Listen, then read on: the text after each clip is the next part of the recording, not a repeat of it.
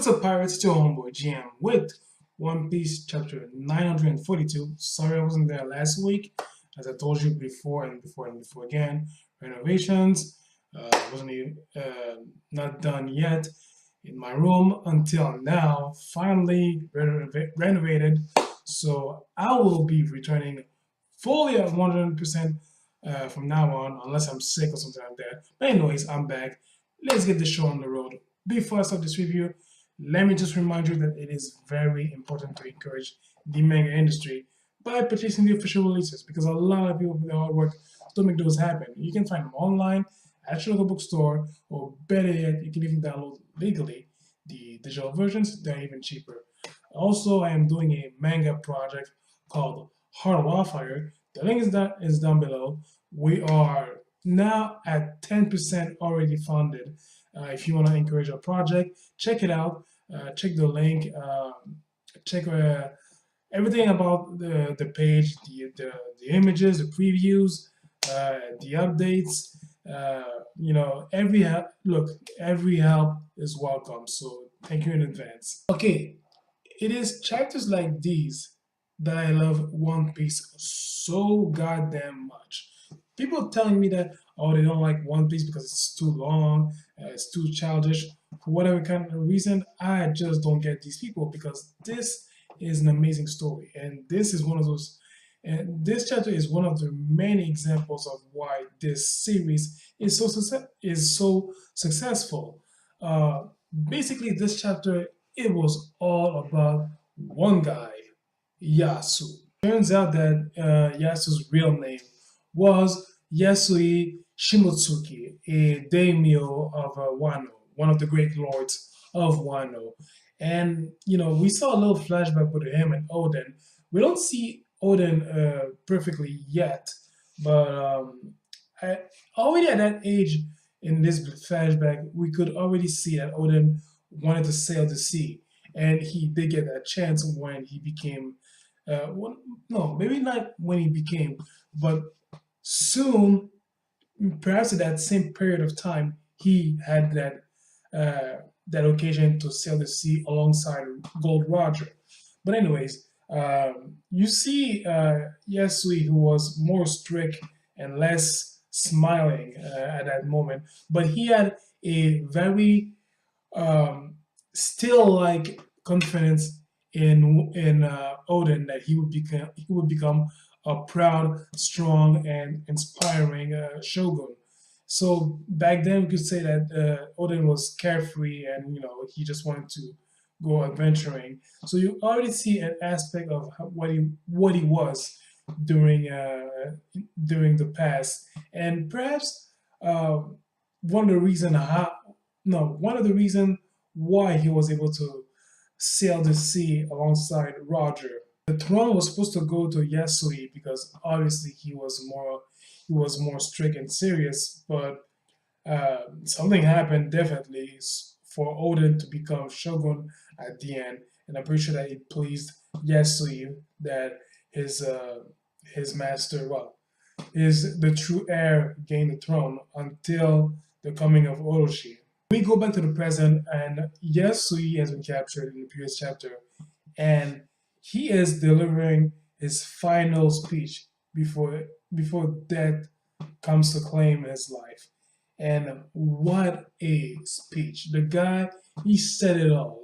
And not only that, he devised a smart plan to make Orochi look like a fool throughout the entire nation of Wano.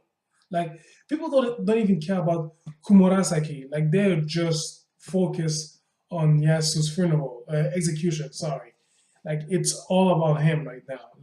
They couldn't care less about Kumurasaki. Two things that he really said that really shattered the image that Orochi is having towards not only his own soldiers, but the rest of the inhabitant of Wano.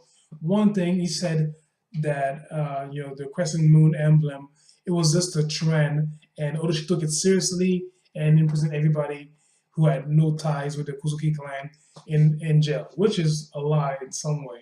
But he invented that lie to make Orochi look like a fool. So that was the first thing. Second thing, he said that the whole business with the crescent moon, the emblem, that was his prank. And with those two declarations, like he really annihilated Oroshi's reputation onto Wano. Like he may have an army, the power and all that, but with that said, I think that people are gonna start losing respect towards him.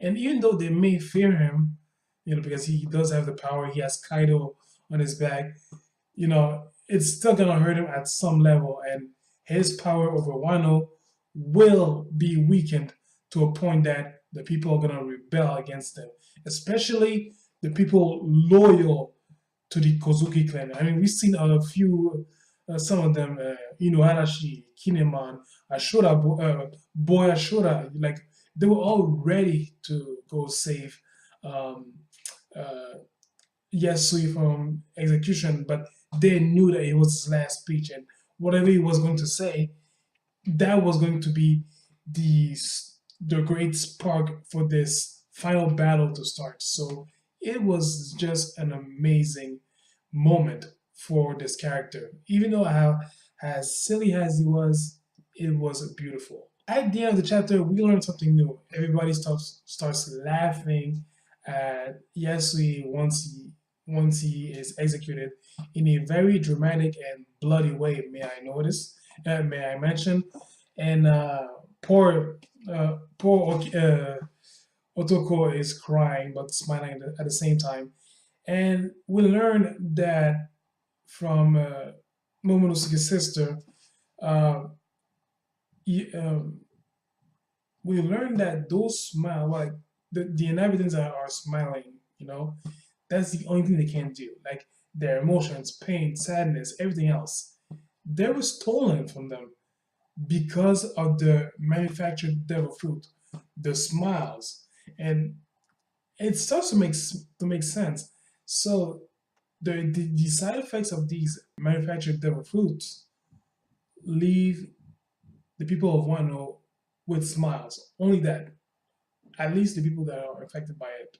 With that said, this is going to be very intricate to explore what happened in those factories, because to have the entire people laughing like that, I mean, even Zoro was pissed, but once he discovered the truth, he's like confused about that.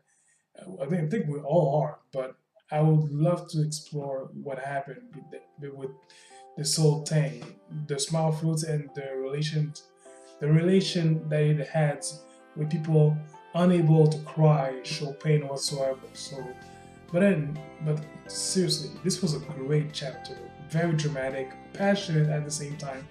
Really loved it. Tell me what your thoughts on this chapter. Comment, rate, subscribe, share this video, much appreciated. And I'll catch you guys, I think in 2 weeks, because I think I read there was a break again. Then I'll say it again as much as needed. Oda, considering how much he works like crazy, he could take a month off. I wouldn't give a damn. If this guy can get a healthy scratch, I'm all for it. So guys, pirates, I'll catch you guys later. In the meantime, please do me a favor for your homeboy. Take care of yourselves. See ya.